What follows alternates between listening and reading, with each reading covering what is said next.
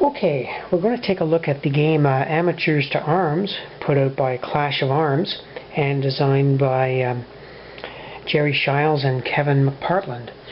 Now, I had a chance to see the development of this game about 2 years ago at WBC, and I've been anticipating its arrival.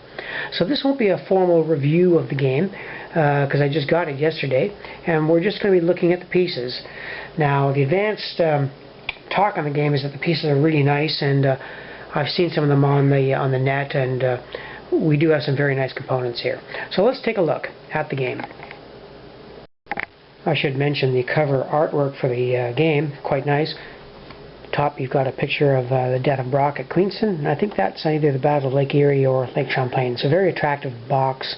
We're quite used to Clash of Arms giving us a quality product, and it certainly is. And now let's take a look at the map. Okay, there we have an overall view of the map, and it's very nicely done indeed. Speaking with Jerry and Kevin at WBC, Kevin told me it's based on a map of the War of 1812 done in, I think he said 1817 or something, I'm not sure. But it's very well done, and we're going to zoom in on certain sections of the map to give you an idea what it's like. The map is on a nice, almost like a linen stock. It's a dull coated map, which gives it kind of a period charm. In the industry right now we have dull coated maps and shiny covered ones. I like both. Each of them have their kind of advantages and disadvantages. But this is a very nice looking map. So let's look a little bit closer. Now, being a resident of Canada, I'm always interested in the Canadian front, of course. So we'll take a look at that first. Now, the game is area movement, and you can see up here the city of Quebec. There's Montreal, Prescott, Kingston, and little anchor symbols denote the naval bases. We'll go across here, Lake Ontario, and you can see York, present-day Toronto, and the Niagara, with Queenston and Buffalo being prominent. And we'll go down to the townships there. You've got Oxford, Moraviantown, and Amherstburg, which is the British naval base. Now, they've got the towns faced so that each player can see their own towns faced the right way. So we're looking from the American perspective right now. So Queenston is upside down, and York. Of course, the British player will see them right side up. One neat little thing about this game that struck me right away was his use of the area and point-to-point movement. So in wilderness areas, like way up here at Fort Mackinac, you've got these little wee point-to-point movement kind of things. You've got Fort Mackinac there, and Fort Dearborn, present-day Chicago, and Peoria, Illinois, Fort Madison, Rock Island, and Prairie du Chien. Now, very small engagements happened there during the War of 1812, really just skirmishes. And we've got the village of Tippecanoe, which has been sometimes been called the first battle of the War of 1812. Actually happened in November of 1811. And we'll go to the wilderness area south of Lake Erie there. You've got Cleveland, there's Fort Meigs, where the famous siege was. You've got Presqu'Isle, Perry's naval base. And we'll swing over to the east coast again in the United States. Boston, of course, Hartford, Albany,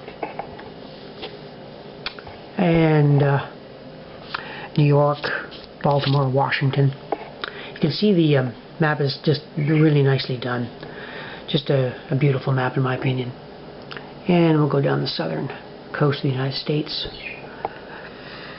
Washington, that's a Washington I don't know. I guess that's the county.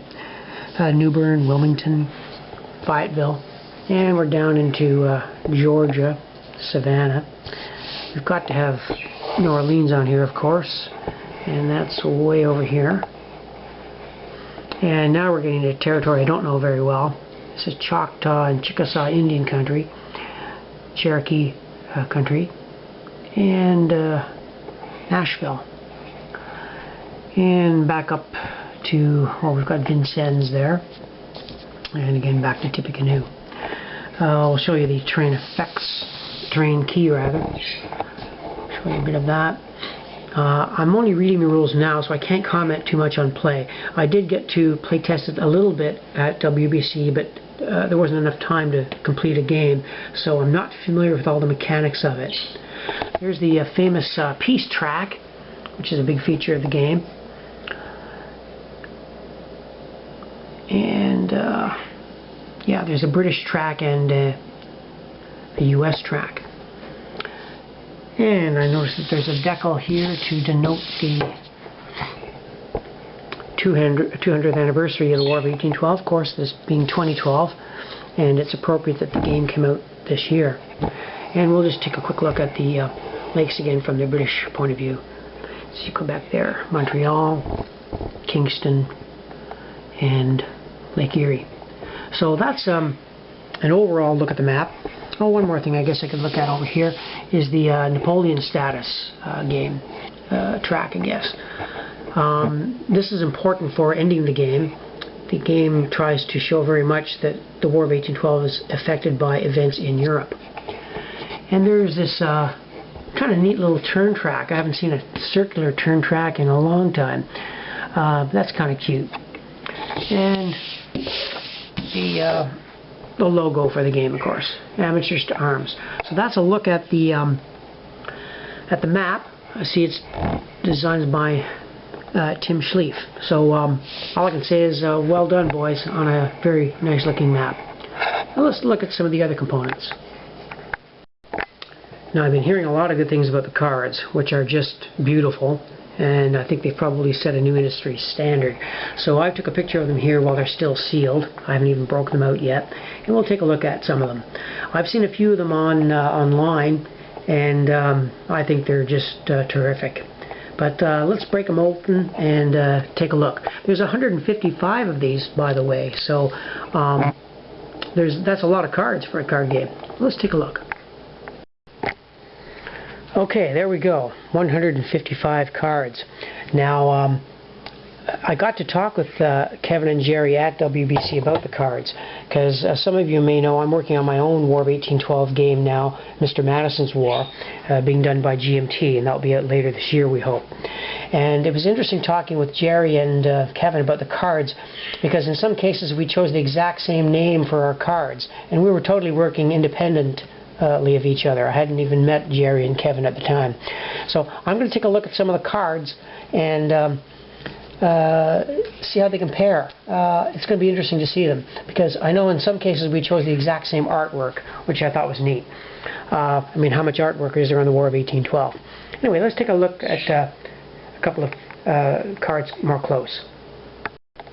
Of course, I'm thrilled to see event cards that my game doesn't feature. And here's one mine doesn't have. British Naval Victory. That's the British Naval Squadron catches and defeats the President. Major Campaign. Well, I've got a campaign card too. And that's the Battle of Oswego, if I'm not incorrect on that. Stung by the Wasp. That's the USS Wasp. Wreaks havoc on British merchant shipping. American Privateers. Nice looking cards, as you can see. Baltimore Clippers. Bermuda Privateers. Napoleon suffers a setback. Nice color painting there.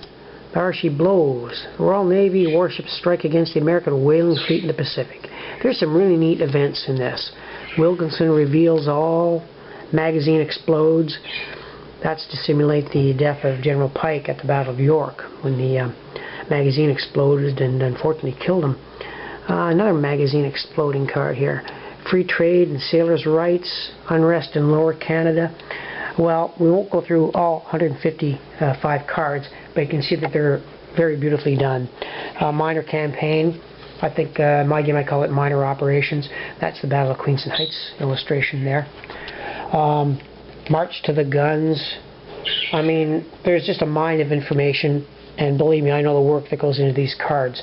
So one of the outstanding features of the game is the 155 cards. There's a lot of history in here, a lot of War of 1812 events. Let's take a look at some of the other components. Okay, here's the rule book. It's in the new shiny style. It's about 18 pages long, And like I said, I'm still learning the rules, but you can see there's lots of illustrations there, which is excellent. I'm about halfway through the rules now, and I'm sort of grasping the principles, but it looks good, in my opinion. Nice rule book for sure. Now, the shiny rule books are, well, we're getting mixed reviews from people on those. Some people love them. Other people like the old dull ones. What I do is, when I get a booklet like this, because I don't want to mess it up, what I go online is get a PDF file of the rules and then do my own booklet on regular paper. This way I can mess it up and highlight it and stuff like that. I certainly don't want to be messing up a beautiful rule book like that. So at 18 pages, it looks fairly succinct, and I think I've got most of the principles down, but I can't really comment on play yet, but certainly a nice rules booklet. Okay, here's a very nice player aid card for the Americans. Beautiful illustrations. And it's a long sheet folded. You can see the American at-start forces there. And we'll flip the other side, and we've got terrain effects chart, and I guess a summary of operations points that the American can use, and conditions for victory. And I'm supposing that the British has a similar card. Let's take a look. Yes, there's the British player aid card, and I recognize that picture, the good old burning of Washington. Alright, and the British at-start forces. Flip the other side, and of course, like the American chart, the terrain effects, the British operations points, what they can do, and victory and game's end. Very nicely done charts, I might say. Very well done. Okay, there we have the British port chart and the British expeditions chart. Now, why have these charts? Well, it's my understanding that most of the pieces on the board, and we'll get to the counters in a bit, very nice looking counters, by the way, most of these are on these charts here. You're going to be actually moving little wooden pieces on the board. So the hidden intelligence aspect of the game is quite important. Your opponent will not really see the size of your expeditions, or armies we'll call them. You can see a place for the units and the leaders. The British port chart, I think, is similar. You'll be putting your ships here, and I guess your opponent will not be able to see exactly what you're building. So that's the British port and expeditions chart. We'll take a look at the American one. Yeah, similar idea for the Americans, of course. American expedition chart on the left and the American port chart on the right. The main ports, as you can see, there's Sackett's Harbor, Fort Oswego, Charlotte. I'm not familiar with Charlotte, and Presqu'Île on Lake Erie. And of course, there's where you put your units, your land units. The combat results table is here. I don't know the combat system yet, so I can't really comment on it. I don't remember it very well from the playtest. What's on the other side? More rules on how the combat results table works. Alright, so what do we got here? Oh yeah, good. Okay, the historical commentary and designer's notes. Always important in any game. I want to get into the mind of the designer and find out why and what he did. So the designer's notes are by Jerry Shiles. And the card commentary is by Jerry Shiles and Kevin McParland. So I guess, yeah, if you want more information on each card, you can look it up here. Good idea. And with 155 cards, you got a lot of information here. And a complete bibliography. And that's a little 12-page booklet. And we recognize the map of Lundy's Lane there on the back. Okay, let's take a look at the counters. Now, we won't be able to see these real close. I'll try to get a close-up view overall, the counters there. And let's see if I can get a little bit closer view. Okay. That's about as close as I can get without getting out of focus. You can see the leaders there. There's quite a number of them. American leaders on the left, British leaders on the right. Some game markers, army size units, And we'll go to the second sheet up here.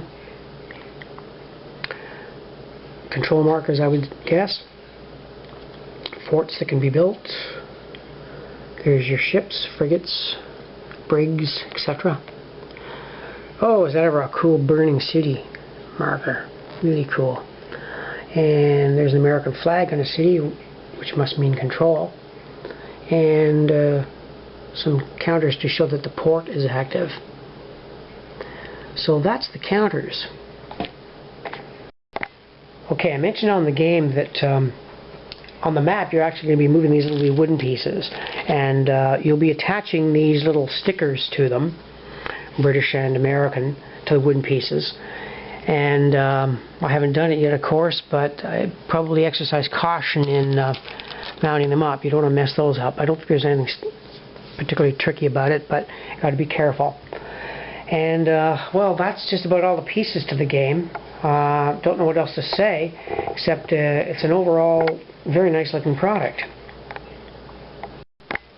Okay, so that's it for my looking at the pieces to amateurs to arms, and now I'm going to proceed to start cutting out counters. So congratulations Kevin and Jerry on a very nice looking product. So long.